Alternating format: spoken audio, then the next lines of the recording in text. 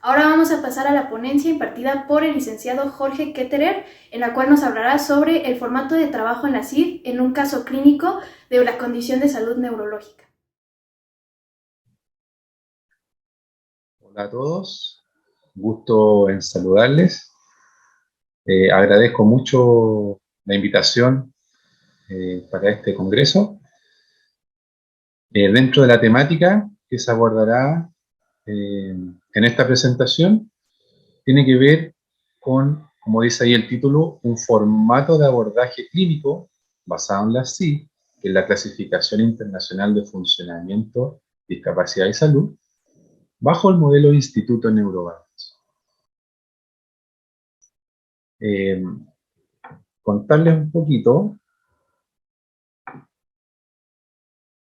que, bueno, este centro, Instituto Neurobalance, es un centro encargado o especializado principalmente en la neurorehabilitación adulto. Cuenta con un equipo de profesionales de diferentes disciplinas y el caso clínico que se va a desarrollar en esta instancia para demostrar un formato de trabajo basándose en la CIE, va a ser una condición de salud que en este caso es un Parkinson. Pero lo que se va a ver, obviamente, es transversal y puede ser aplicable a cualquier condición de salud. Mi nombre es Jorge Ketterer, yo soy kinesiólogo y también el director clínico cofundador de Instituto Neurobalance.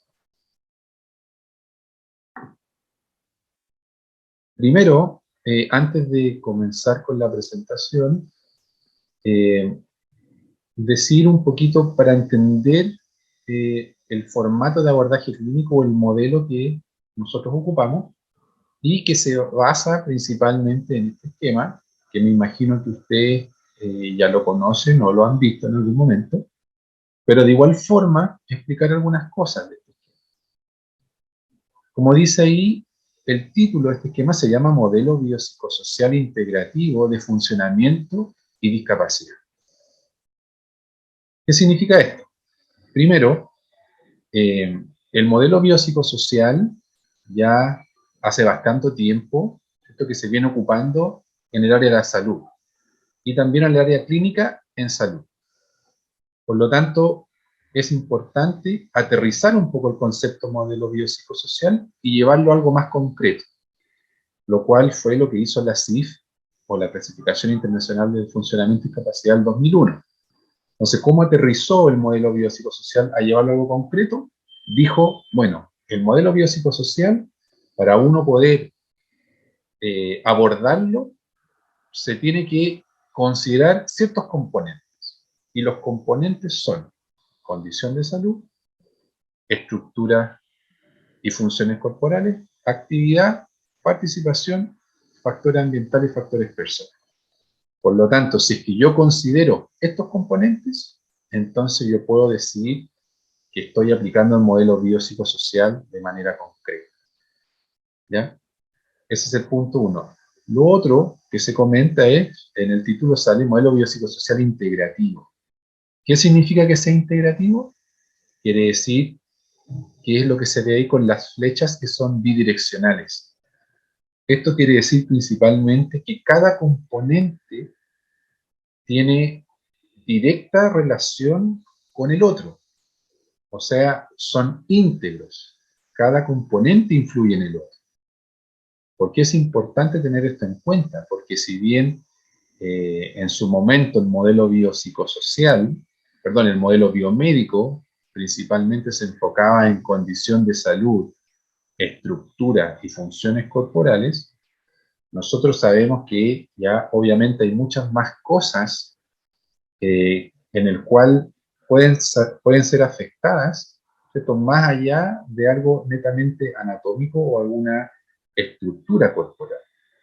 Por ejemplo, si yo les digo una condición de salud, por decir alguna, una artrosis de rodilla, yo sé que si es que lo analizo bajo este esquema, digo que la condición de salud es una artrosis de rodilla. Pero esta artrosis de rodilla, obviamente, genera una alteración de estructura. A lo mejor es el cartílago particular de la rodilla y también tiene alteración en alguna función corporal. sea, quiere decir que tengo a lo mejor dolor, producto de esta alteración en el cartílago articular. A lo mejor también tengo restricción en el rango de movimiento de la rodilla, por ejemplo. Y si yo tengo dolor y restricción en el rango de movimiento, también me voy a encontrar que a lo mejor voy a tener limitaciones en ciertas actividades, como por ejemplo a lo mejor caminar o subir escaleras. Y si es que yo no puedo caminar bien y no puedo subir bien la escalera, puedo también tener restricciones en la participación. A lo mejor voy a dejar de ir a lugares donde tenga que subir escalera, que puede ser mi mismo trabajo, o puede ser zonas de ocio, ¿cierto? Recreación, y voy a empezar a limitar mi participación. O voy a dejar de caminar mucho porque me duele mucho la rodilla.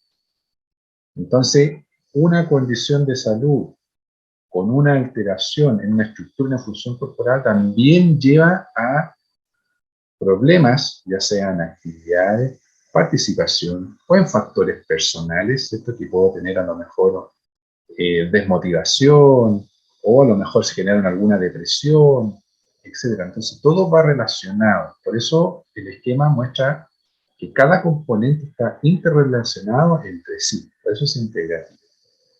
Y cuando este modelo habla también del funcionamiento, que es lo que sale aquí enmarcado en azul, con respecto al funcionamiento se refiere principalmente a lo que está en el centro de este esquema, que es estructura y funciones corporales, actividades y participación. Quiere decir que si es que yo estoy considerando el funcionamiento de una persona, estoy considerando estos tres componentes que están centrales en este esquema. Y el análisis que se hace es cómo una condición de salud puede impactar positiva o negativamente en este funcionamiento que está en el centro, o los factores ambientales y factores personales también pueden incidir positiva o negativamente en este funcionamiento. Por ejemplo, en este caso que vamos a hablar de la enfermedad de Parkinson, un caso clínico basado en la enfermedad de Parkinson, al ser una enfermedad neurodegenerativa que va avanzando en el tiempo, podríamos decir que ese funcionamiento de estructura, funciones corporales, de actividades que realiza la persona, de participación, seguramente van a ir viéndose alterados con el paso de los años, por lo tanto, esa condición de salud puede impactar negativamente en mi funcionamiento. Y, bueno, a veces, en el caso, por ejemplo, de la artrosis de rodilla, que mencioné anteriormente, a lo mejor si yo ocupo un factor ambiental, en este caso una ayuda técnica como un bastón o una rodillera que me contiene la rodilla, a lo mejor puede disminuir el dolor, el uso del bastón puede disminuir también el dolor sobre la carga de esa rodilla, por lo tanto a lo mejor eso me permite caminar un poco más o tener mejor participación. Por lo tanto, los factores ambientales en ese funcionamiento estarían impactando de manera positiva. Y lo último que podemos decir también de este esquema es, como dice ahí el título también, discapacidad. Quiere decir que la parte central es funcionamiento, pero también alejarse del funcionamiento es el otro extremo, que es la discapacidad.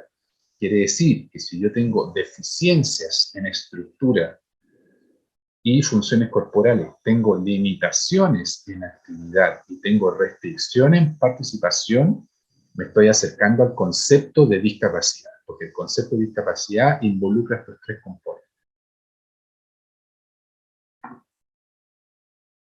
Dentro del modelo, en este caso del Instituto Neurobalance, aquí hay un poco juego de letras, pero Instituto Neurobalance lo abreviamos en las letras INB, donde I en este caso quiere decir individualizado, o sea, es rehabilitación basada en el modelo centrado en la persona. El modelo biopsicosocial está muy ligado al modelo centrado en la persona, donde uno levanta información, mucha información, desde los componentes del modelo biopsicosocial y desde la persona. Por lo tanto, la persona tiene que ser un ser activo, un ser participativo dentro del tratamiento. Y para eso tiene que tener conocimiento de lo que se está realizando, conocimiento de su condición de salud y conocimiento de cuáles son las metas y objetivos a alcanzar. para que pueda participar del tratamiento. La N de neurorehabilitación, bueno, al comienzo yo les comenté que este es un centro especializado en neurorehabilitación adulto y, por lo tanto, busca estrategias de intervención basadas en evidencia científica actualizada. Siempre nos ayudamos y nos complementamos con la evidencia científica actualizada de qué es a lo mejor lo que puede dar mejores resultados. Y la B de biopsicosocial, obviamente un énfasis en el razonamiento clínico, intervención basada en la clasificación internacional de funcionamiento y capacidad y salud, ¿cierto? CIF-OMS, que en realidad es lo que la OMS o la Organización Mundial de la Salud, ¿cierto?, promueve que debe utilizarse, ¿ya?, que es la CIF. Por lo tanto, nosotros también incorporamos los componentes de la CIF y levantamos información en base a esos componentes. Primero, para contextualizar un poco, podemos decir que para este caso clínico, ¿cierto?, la enfermedad de Parkinson es definida clínicamente como una enfermedad neurodegenerativa, o sea, que va avanzando en el tiempo, con un cuadro caracterizado por un síndrome rígido asinético, o sea, rigidez del tono muscular, también con falta de movimiento, y un comienzo unilateral que frecuentemente, pero no siempre, está asociado a temblor de reposo. En el curso de la evolución de la enfermedad se asocian trastornos de la marcha y equilibrio, posteriormente alteraciones de la deducción, disautonomía y eventualmente trastornos cognitivos mayores. Ya es como para que tengan una idea del contexto de una persona con enfermedad de Parkinson.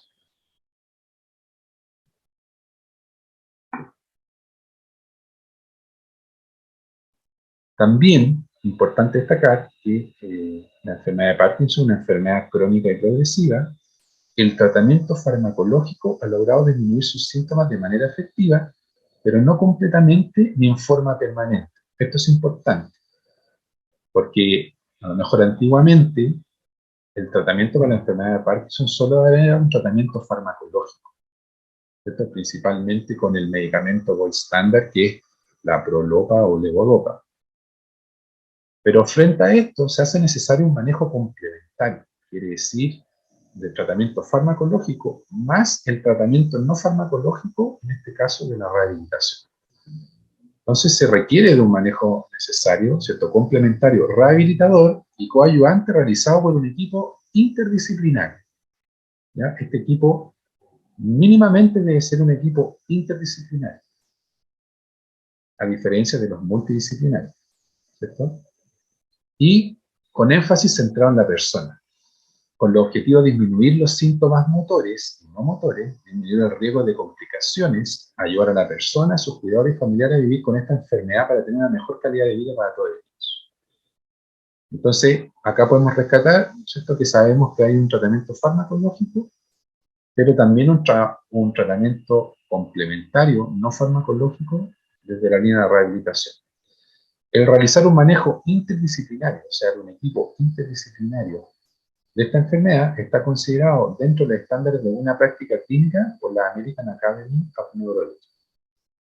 La Quality Measurement and Reporting Subcommittees of the American Academy of Neurology recientemente propuso un set de medidas de calidad para cuidar a las personas con enfermedad de Parkinson, incluyendo el manejo no farmacológico rehabilitado. Quiere decir que ya la evidencia científica respalda el tratamiento complementario rehabilitador en la enfermedad de Parkinson.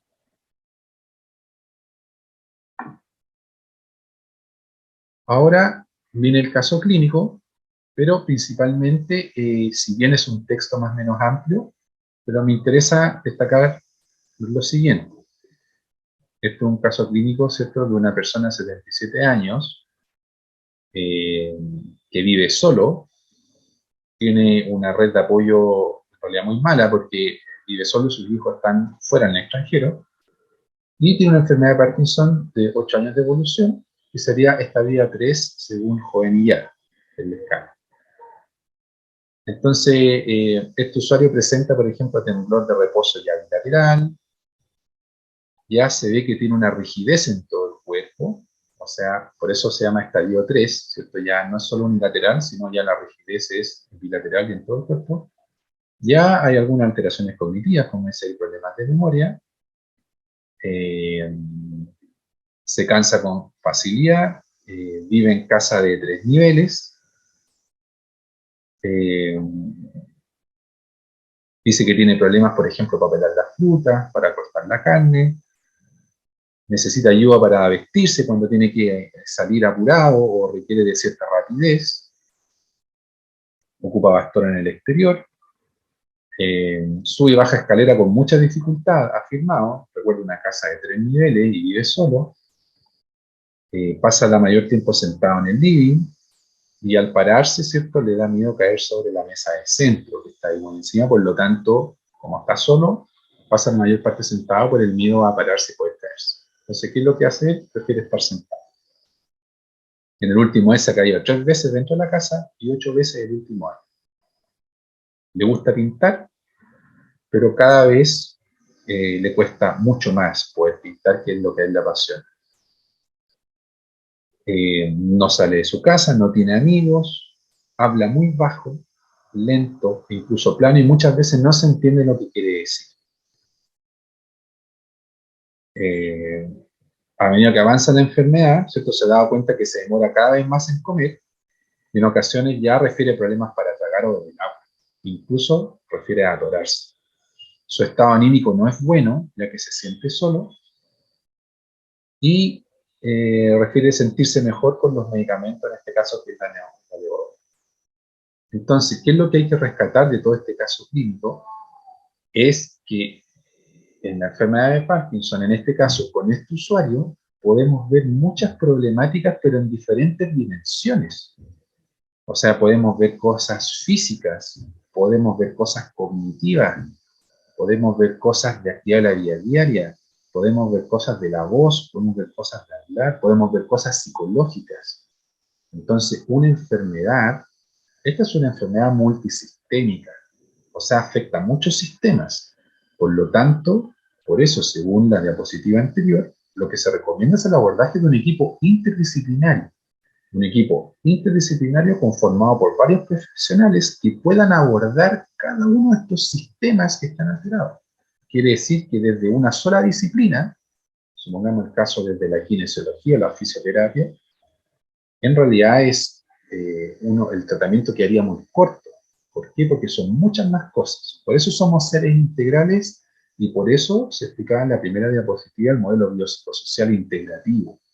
¿Cierto? Que cada uno de estos sistemas está interrelacionado, por lo tanto, la única forma de abordarlos es un equipo que pueda abordar cada uno de estos sistemas. Entonces, ya con este caso clínico, tenemos un formato, ¿cierto?, de trabajo, en este caso el modelo Instituto Neurobalance, pero donde aquí son algunos pasos. El primer paso es un preingreso, el segundo es un análisis preevaluativo, que se van a ir explicando, evaluación en base al funcionamiento. ¿Y por qué en base al funcionamiento? De acuerdo a lo que también expliqué en la primera diapositiva del esquema, ¿cierto?, donde obviamente uno considera el funcionamiento en esta evaluación y no solamente estructuras anatómicas o funciones corporales, sino mucho más que eso.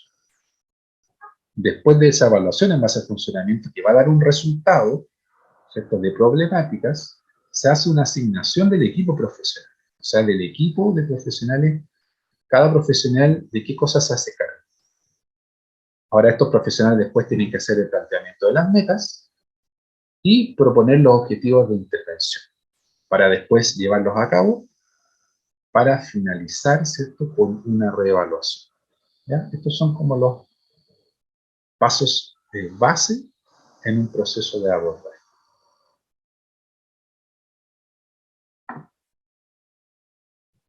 Entonces, partiendo por el preingreso, ¿cierto? Primero hay un llenado de ficha, ¿cierto? Pero, si se fijan acá, también se envía un cuestionario que es autoadministrable, donde yo, sin todavía siquiera conocer al usuario presencialmente, ya estoy rescatando información de él. ¿Por qué?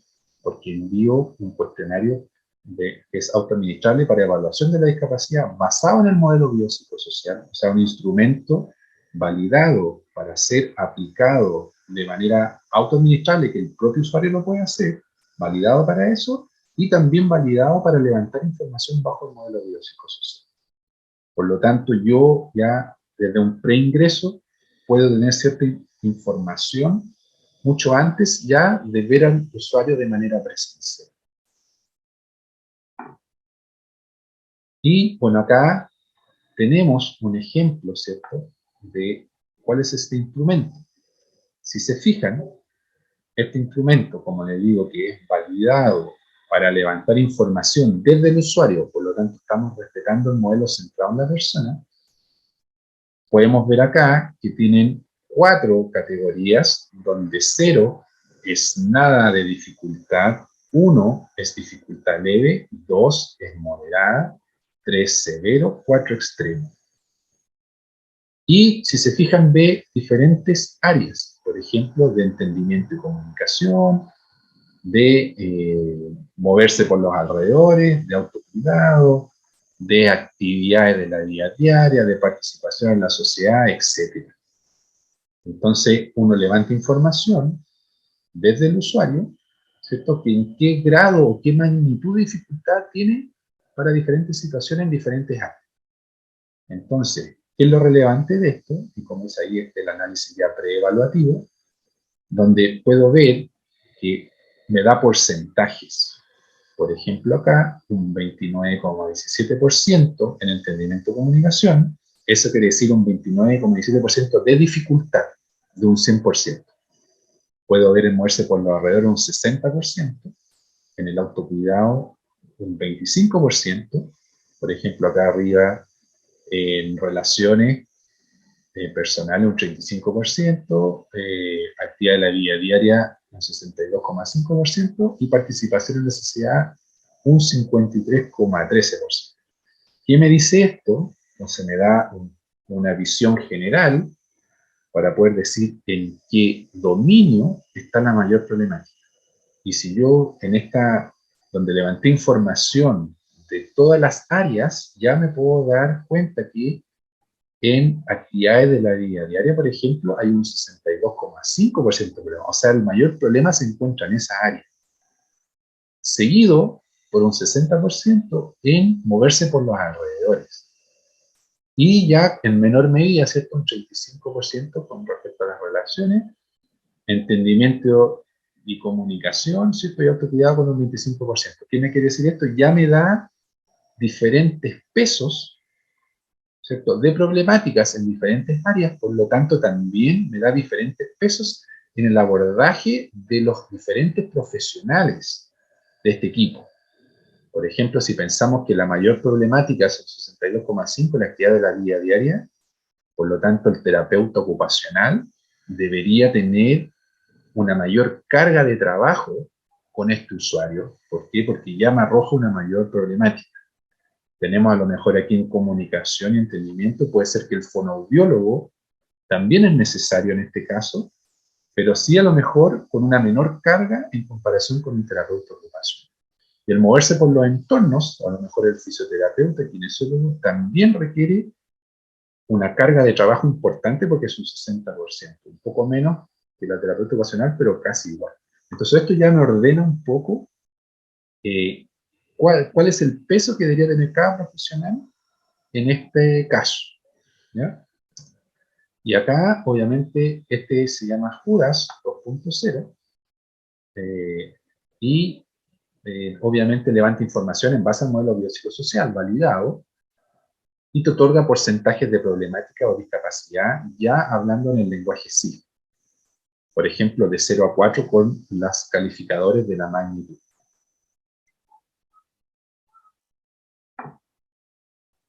Y acá le aprovecho de mostrar también, seguimos en el proceso de análisis preevaluativo, pero acá hay un corse. ¿Qué significa corse? También es un instrumento que uno puede ocupar donde te dice, y esto también está en la CIF, en la Clasificación Internacional de Funcionamiento, hay diferentes courses, y courses son un pool de códigos, pero principalmente, o un pool de criterios, donde te dice por patología, cuáles son todos los criterios que uno tiene que considerar sí o sí, ¿ya? Para poder, uno, abordar en base al modelo biopsicosocial, y dos, todos los criterios que son relevantes en una patología determinada, ¿ya? Ahora, estos corsets, para que salgan a público, por decirlo así, pasan por un proceso metodológico y de investigación muy riguroso y serio, que se demora más o menos 3 años, donde obviamente hay una primera etapa de levantamiento de información, donde hay reunión de equipo experto a nivel mundial, donde hay congresos de discusión y donde ya en un tercer año hay una publicación de cuáles son todos los criterios que se debe considerar en una patología determinada. Entonces, en este caso, tenemos, ¿cierto?, que en este corset se dice que para el Parkinson uno tiene que sí o sí considerar todos los criterios para poder entregar un estándar alto de calidad en el abordaje. Entonces, en Parkinson, sí o sí, tengo que considerar motivación, ansia, control de los impulsos, cantidad de sueño, calidad de sueño, funciones emocionales, funciones de la percepción, funciones cognitivas superiores, mareo, sensación de dolor, funciones de la articulación, fatigabilidad, salivación, tragar, eliminación de heces, continencia, tono en los músculos del cuerpo, funciones relacionadas con los reflejos movimientos, control de movimientos voluntarios, control de movimientos voluntarios complejos, coordinación, temblor, patrón de marcha, escribir, hablar, producción de lenguaje corporal, el tumbarse o acostarse, cambiar el centro de gravedad del cuerpo, permanecer de pie, andar, lavarse, vestirse, comer, trabajo remunerado, tiempo libre y ocio, ¿ya? Como yo ya sé que todos estos criterios los tengo que considerar si yo soy una enfermedad de Parkinson, y yo ya levanté cierta información con el preingreso, con cuestionarios de autorreporte, más cuestionarios validados de entrevista, yo ya puedo llenar algunas cosas antes de yo evaluar presencialmente al usuario.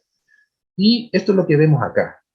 Por ejemplo, cantidad de sueño y calidad de sueño se pudo evaluar, ¿cierto?, con una entrevista, donde los calificadores recuerden que 0 es ningún problema, 1 es problema leve, 2 es problema moderado, 3 severo, 4 problema completo. Entonces acá sale, para estos criterios de este corset, qué cosas yo ya pude llenar, donde aquí podemos ver algo leve, algo moderado, podemos ver que no hay problemas de mareo, que sensación de dolor es leve, fatigabilidad moderado, salivación moderado, tragar moderado, eliminación de heces leve, etc. Y acá está la fuente de información de qué test validado ocupé yo para ese criterio en particular. Y pude llegar a esos resultados. ¿Ya? Esto es un corset.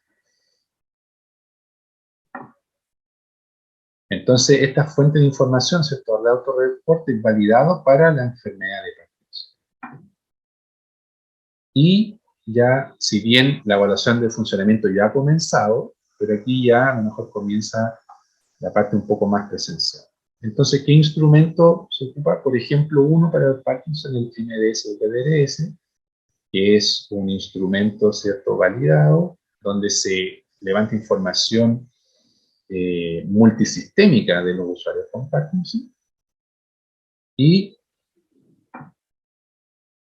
también podemos tener algunos otros instrumentos que son, por ejemplo, para valorar el entorno físico del usuario y también específicos para usuarios con Parkinson. Este es una guía para evaluar información del ambiente físico de un usuario con Parkinson, o sea, específico para la patología.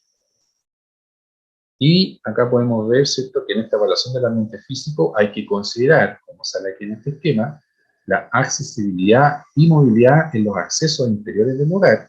Quiere decir que la persona, tengo que yo hacer como un mapeo de todos los lugares por los cuales se desenvuelve dentro de su casa y ver la accesibilidad y la movilidad o los accesos que hay interior de ellos, obviamente pensando también en los riesgos que pueda tener, ¿no? Si es que, aparte de poder moverse en todos los lugares de la casa que son vitales, también el que pueda usar las instalaciones de ese hogar.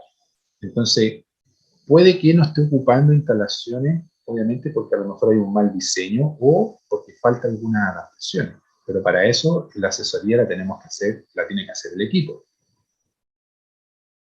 También cierta orientación de la ubicación, dónde están los objetos, no sé, por ejemplo, si es que la persona tiene oficina y trabaja en una oficina en su casa, bueno, que todos los artículos de oficina estén en un lugar correspondiente a la oficina, donde él sepa dónde pueda ocuparlos todos, a lo mejor no de manera desordenada, por lo tanto hay que hacer una orientación también de las piezas, los objetos dentro del hogar.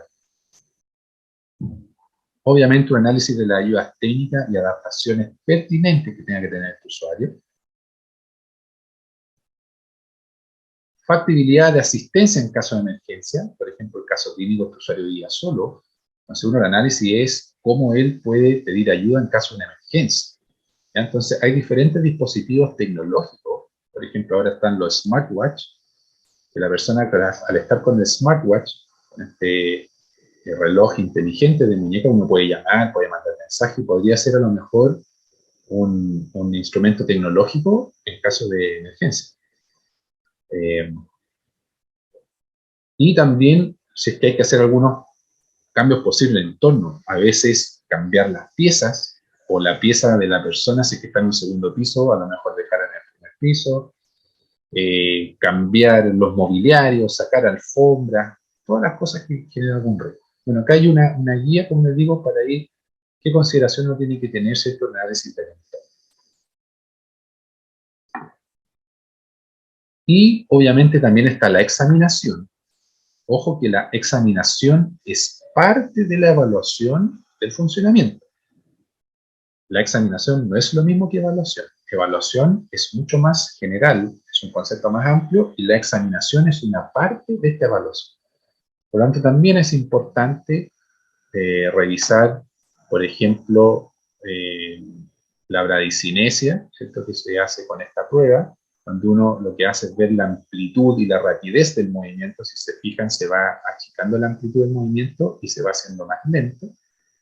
También la bradicinesia se ve con abrir y cerrar la mano, lo mismo, buscando un movimiento amplio y rápido, pero a medida que va pasando la evaluación, uno puede ver que el movimiento o se va achicando o se hace cada vez más lento, como se ve en la mano izquierda.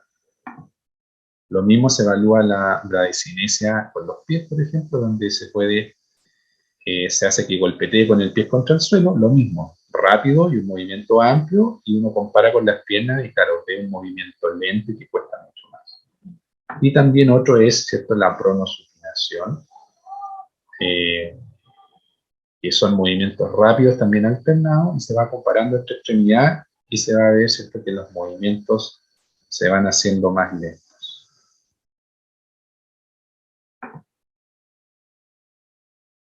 Y bueno, también se evalúa la rigidez, que principalmente se manifiesta en la muñeca o en la articulación de la muñeca, y uno va sintiendo obviamente el movimiento pasivo, una cierta dificultad, ¿cierto?, en el movimiento pasivo. Acá se pide que haga otro movimiento al unísono con la prueba, porque así a veces se manifiesta de mayor forma la rigidez. ¿Ya? Y después también se hace lo mismo con las extremidades inferiores, ¿ya?, donde también se evalúa la rigidez a la movilización pasiva, y principalmente también se puede ver en los tobillos. Y también, por ejemplo, en este otro video se ve cómo se observa el temblor a la observación, ¿cierto?, cuando se está conversando. Ahí se ve, uno analiza el temblor de la mano. Y también se puede ver dismetría, y si es que hay temblor de intención, ¿cierto?, al hacer la prueba de nariz de Doignes. Se puede ver cómo está el equilibrio, ¿cierto?, también, y si es que se puede parar, ¿cierto?, sin el uso de manos. Claro. Y también se hace la prueba de retropulsión de hombros o de empuje hacia posterior, donde se ve la reacción después de un empuje, ¿cierto?, si el usuario pierde el equilibrio o no. Y eso en realidad es para ver las reacciones posturales. Y, por ejemplo, ahí se ve un test positivo, ¿cierto? Donde la persona sí perdió, si es que no se afirma, se cae hacia atrás.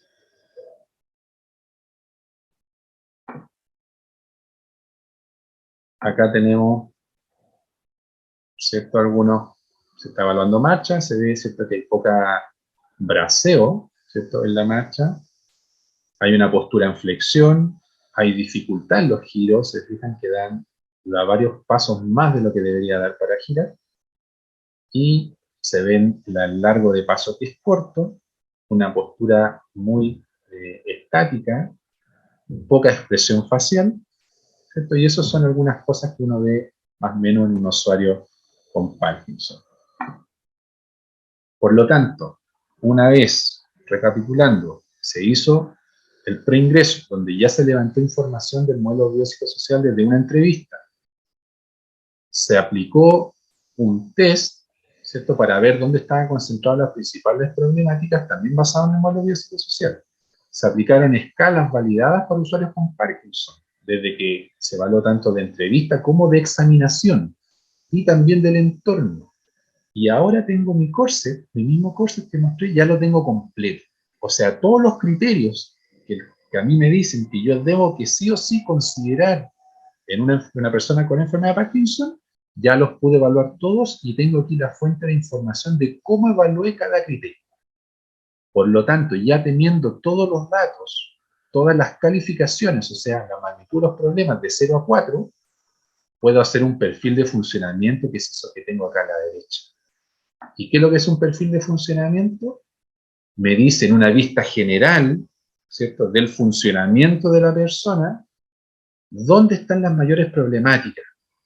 Por lo tanto, si yo veo acá, tengo ciertas cúspides, por ejemplo, acá en funciones emocionales, o sea, 0 es normal, 4 es lo más grave, por lo tanto, mientras más el gráfico, las barras se acercan a los 4 porque es lo que tengo mayor alteración, y aquí me sirve para ver ciertas cúspides. Tengo una cúspide acá en funciones emocionales, importante, por lo tanto, el psicólogo ahí es muy relevante. En motivación también tengo alteraciones graves. En control de los movimientos voluntarios simple y complejo tengo otra cúspide. Me encuentro aquí en poder permanecer de pie, otra cúspide. Y, por ejemplo, en su red de apoyo, un 4, que es lo más grave. Y también la casa, que era de 3 niveles y vivía solo, que también. Por lo tanto, ya sé dónde están las principales problemáticas que sí o sí yo tengo que abordar. Y luego de tener un perfil de funcionamiento, viene la reunión clínica del equipo profesional. ¿Qué se hace en esta reunión clínica? Se hace la asignación, ¿cierto?, de los profesionales, donde decimos acá, de este corset, por eso están con colores, ¿qué profesional se hace cargo de qué? Este color un poquito medio rosado es del psicólogo. Por lo tanto, acá el psicólogo sabe que tiene que hacerse cargo de la motivación, el ansia, el control de los impulsos, funciones emocionales y funciones de la percepción.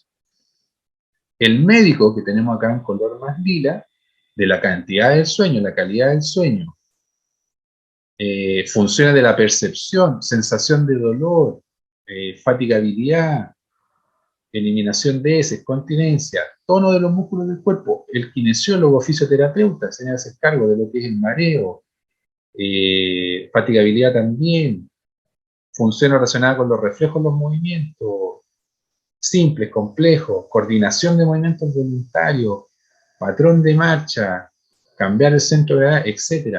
La terapeuta ocupacional, funciones cognitivas superiores, funciones de la sensación de dolor también. Si se fijan acá, cada profesional se hace cargo de un criterio, pero también, por ejemplo, en este caso de sensación de dolor, hay 3 profesionales también haciéndose cargo del mismo criterio. Escribir, lavarse, vestirse, todas las ABD, etc. Adaptaciones que puede ocupar en el hogar, la red de apoyo, tenemos la fonoaudióloga, en función de la articulación, salivación, el tragar. Entonces, de este corset sabemos de manera clara qué profesional tiene que hacerse de qué cosa a cargo, y obviamente después de eso, los profesionales hacen la evaluación. Entonces, estos fueron los valores que se dio en la evaluación inicial de todo este curso. ¿Ya? Y con estos valores, cada profesional se tiene que proponer una meta. Por ejemplo, la motivación, que era severo, mi meta es llegar a moderado. Y eso yo me tengo que poner un tiempo para lograr esa meta, y ese tiempo yo me baso a lo mejor en la evidencia científica, donde dice con el tratamiento que tengo que hacer, por lo menos en un mes debería yo bajar a moderado en motivación. Y así cada profesional, luego del valor inicial que tienen, se ponen una meta a alcanzar. ¿Ya? Entonces aquí viene la parte, ¿cierto?, de planteamiento de metas. Y después de esto, lo que se hace es como una carta Gantt. Por ejemplo, este es el caso del fisioterapeuta o kinesiólogo, donde aquí están solamente los criterios que correspondían al kinesiólogo, y son funciones relacionadas con los reflejos de movimientos voluntarios, control de movimientos voluntarios simple, control de movimientos voluntarios complejo, coordinación de movimientos voluntarios, patrón de marcha, tumbarse, cambiar el centro de gravedad, permanecer de pie, andar, productos, tecnología de ayuda para la movilidad, o sea, ayuda técnica, diseño, construcción de tecnología, esto es para la accesibilidad del hogar, etc. Entonces, como yo ya hice una evaluación inicial, yo ya sé, como kinesiólogo, fisioterapeuta, de los criterios que me tengo que hacer cargo, yo ya tengo la evaluación ya sé que en esto me dio un 2 moderado, acá tengo un severo, acá tengo otro severo, moderado, moderado, otro severo, y aquí yo tengo que entonces empezar a armar cuál va a ser mi carga de trabajo, cómo lo voy a hacer en el tiempo y en la cantidad de sesiones de manera predeterminada. Por lo tanto, yo esto lo tengo que tener antes siquiera de partir el tratamiento con un usuario. O sea, yo hago la evaluación, levanto la información y todavía no lo veo en la primera sesión, y ya tengo que tener mi cronograma de todas las sesiones que se van a hacer. En este caso son 24 sesiones. ¿Por qué 24 sesiones? Porque basado en la evidencia, en lo que se dice, en el cual uno podría lograr ciertos cambios, y yo de la sesión 1 a la 24 la tengo que tener toda ya planificada. ¿Por qué? Porque, por ejemplo, para resolver el control de movimientos voluntarios simple, que en este caso salió con un 3, y que ahí tengo la alteración de la bradicinesia, por eso lo tengo severo, tengo que sí o sí trabajar amplitud y velocidad de movimientos de mano y de pies, trabajar amplitud y velocidad de movimiento de mano y pie, trabajar amplitud, y si se fijan, eso lo tengo que hacer todas las sesiones. Pero, por ejemplo, hay algunos criterios que no se trabajan en todas las sesiones. Por ejemplo, la coordinación de movimiento voluntario, que salió moderado, si se fijan, ejercicios de coordinación de pierna, ejercicio de coordinación de pierna, en la sesión 3 no es necesario, la 4 tampoco, en la 5 sí, ejercicio de coordinación. Y estas que sí son severas, yo sí o sí tengo que verlas en todas las sesiones. Y también acá yo hago un análisis mirando hacia abajo. Si se fijan, acá están con tiempo. Quiere decir, en una sesión yo tengo que trabajar todos estos criterios. Pero también, de acuerdo, si es que es moderado o severo, le tengo que dar 10 minutos o a lo mejor un poco más de tiempo al trabajo de cada criterio dentro de la sesión. Entonces, esto me sirve para programar, planificar y tener un tratamiento más protocolizado basado en la evidencia de todo lo que tengo que hacer para lograr mi meta, porque finalmente el objetivo es lograr la meta propuesta. Y bueno, acá tengo algunos ejemplos de intervención, por ejemplo, que estas son las pistas de aceleración, donde el usuario, las pistas de aceleración es, como ven, un incentivo para dar el paso, los ayuda a caminar mejor. En este caso es un metrónomo, ¿cierto?, que le está dando un ritmo para poder caminar, y eso también evita que los congelamientos en el Parkinson, los congelamientos son cuando, o se llaman freezing, cuando quedan como parados sin poder moverse. Lo mismo, por ejemplo, acá tengo un bastón con láser, donde me indica dónde tiene que ir cada pie, ¿cierto? Entonces la persona lo que hace ahí es con el estímulo visual Le indica dar un paso más largo porque tiene que tocar el láser.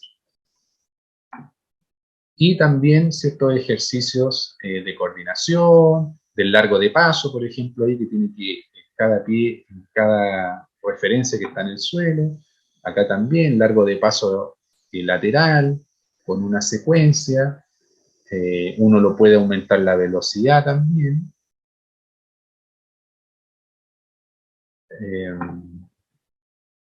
Tenemos otras intervenciones que también donde el usuario, en este caso ahí tenemos un congelamiento o freezing, pero se le educa a este usuario a ocupar una estrategia donde él cante una canción, una marcha que él conoce, y con eso, obviamente de manera interna, es un input para poder caminar y poder salir de ese congelamiento.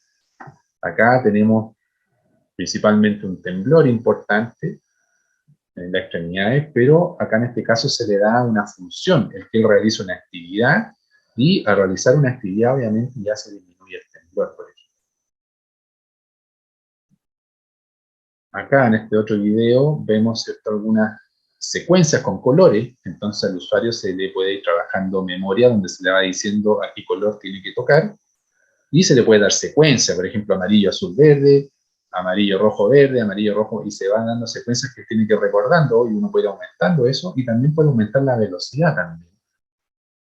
Y podemos ver también en el otro caso, un poco para el trabajo de marcha y fomentar el braceo en la marcha, que es una de las alteraciones que se tienen con los usuarios, que se disminuye el braceo. Entonces al final aquí se da el input, ¿cierto?, con estos bastones, y ahí se va, ¿cierto?, dando un input para que dé los pasos más largos y para que mejore el braceo en la marcha. También acá importante en este video el congelamiento. Muchas veces es muy importante los inputs visuales, por ejemplo en este caso una escalera, por los usuarios con Parkinson, al ver un input visual de ver una escalera, incentiva a dar los pasos, y si se fijan de ese congelamiento, casi mágicamente puede subir casi corriendo la escalera. Esos son tipos de estrategias. Y finalmente, lo que se hace a modo general y para terminar es el ciclo de rehabilitación. Lo que acabo de mostrar es un ciclo de rehabilitación, donde primero hay una evaluación, después se hace la asignación de los profesionales, con el cumplimiento de metas, se hace la intervención y después se reevalúa para ver si esas metas se cumplieron. Si se cumplieron todas las metas, la persona debería ser dado de alta y debería terminar su proceso de rehabilitación. Si es que no se cumplen las metas y la reevaluación arroja que la persona no cumple las metas, entonces debería entrar a un nuevo ciclo donde se hace a lo mejor nuevamente, se plantean nuevas metas y también a lo mejor se cambia la estrategia de intervención para lograr las metas. ¿Ya? Entonces eso es principalmente el ciclo de rehabilitación. Y con esto me despido, aquí con una imagen, ¿cierto?, del equipo de Instituto Neurobalance. Muchas gracias por su atención, por la invitación, y a ver si en algún momento nos vemos pronto. Muchas gracias.